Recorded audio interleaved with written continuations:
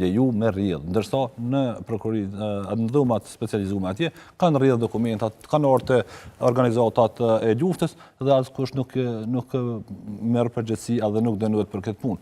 Mirë, po çka duhet ne si shtet, çka duhet bëjmë në raport me gjykatën speciale, unë mendoj që ne do të jemi pak më të kujdesshëm dhe më racional në raport me gjykatën, të ndihmojmë procesin, ju të dëmtojmë procesin, edhe duhet të them që edhe me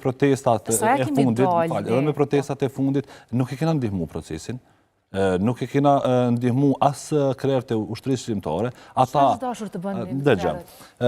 Shteti është dasht që bashkëparisht me organizatat e luftës dhe me personat që kanë qenë të përfshirë në luftë, e që kanë materiale, e që kanë prova, e që kanë dëshmi, që do ta argumentonin të kundërtën, është dasht të deponuhen dhe të dërguhen. Shteti s'ka pas interes ndonjëherë të merret me gjykatën speciale. Mërë shtetja ka zvoglu fondet? Shtetja ka zvoglu, po nuk po tham që ka u desht me bo. E tash ky shtet që jem aktualisht, kjo shteti nuk ka fajsi shtet, po kjo struktura aktuale, qeverisja aktuale, asaj për referohemi, ka qenë dasht që të bashkëpunoj thellë me organizatat e luftës, duke deponu argumente, fakte, prova, që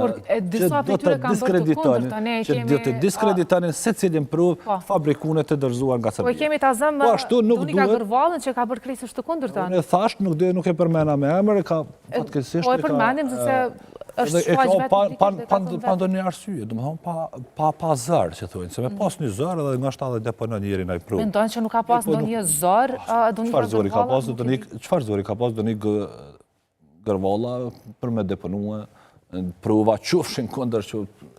Mendojnë që ka qenë pura politike? A pura politike, i nate kuti, sepse ne kryojmë i nate dhe kryojmë fiksione dhe kryojmë perceptime për persona pa i njoftë heq nga largë, kështu që ajo ka qenë deri vën, nuk ka qenë angazhu në aktivisht me skenë dhe nuk ka pas kur farë zori me deponu. Edhe një fjallë, protestat, unë duhet ju them edhe persona që nga shta është vullneti mirë me protestu dhe kunder gjykatës ose protesta e fundit që ishte kunder vizitës Trëndafilovës. Tu menu që po bojna mirë, bojna dam. E kena kriju një klim të pasigurisë që në gjykat do të përduret kunder në qoftë se ka kërkesë të ardhshme për lirim mbrojtje lirisë. Do ta flasim edhe këtë, vetëm të inkuadrojmë pak dhe aktivistën Elena Uka. Mirëmëngjes Elena, besoj që keni përcjellur zhvillimet e fundit sa i përket gjykatës speciale. Dua mendimin tuaj rreth asaj se çfarë është zbuluar dje dhe çfarë folëm deri në këto momente me dy avokatët në studio. Mirëmëngjes të gjithëve dhe shikuesve. Atëherë unë do ndërlidhem me parafolsin, sepse nuk po e di se si quhet. Është më rëndësi për neve me ditë se prej kuj financohet gjykata speciale. Ne kemi të qartë që prej 2016 dhe deri në 2020 është miratu një buxhet përmes Parlamentit Evropian 150 milion para llogaritur. Prej 2020 dhe deri me tani nuk e kemi asnjë informatë se kush e financon, s'ka transparencë në financimin e gjykatës speciale. Dhe kjo duhet neve të na tregoj dhe të kërkojmë llogari. Avokati i popullit e kishte bërë një punë jashtëzakonshme, por për çështjen e financimit nuk ka pyetje. Dhe kjo është më rëndësi për neve me ditë, se kush e financon këtë gjykatë. Kush e financon këtë gjykatë, zotëri Bajraktari? Financimi kryesor janë shtetet e Bashkimit Evropian, por natyrisht... Po ku e dete, nga kush e dete, ku i keti ato dhëna? Si nga kush? A i kemi ato dhëna, po a i kemi ato dhëna, se ato nuk shihen askund, nuk figurojnë askund, që 2 muaj ditën jam duke bërë ulëmtim, kam bërë kërkesë edhe në Parlamentin Evropian, nuk ka dhëna, formalisht zyrtarisht nuk kemi dhëna.